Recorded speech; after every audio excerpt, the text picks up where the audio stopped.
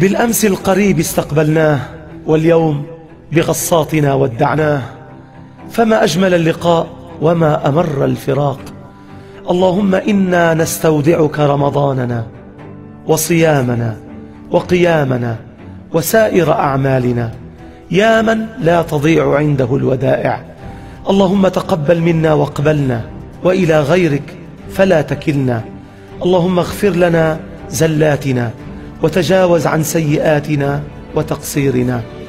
اللهم اكتبنا عندك من عتقاء شهر رمضان المبارك.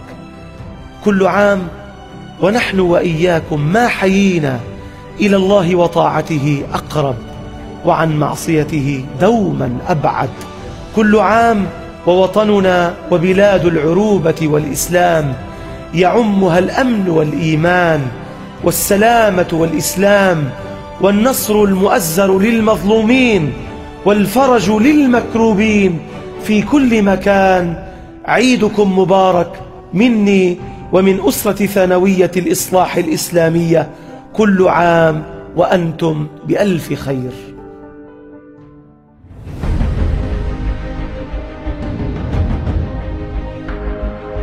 ثانوية الإصلاح الإسلامية.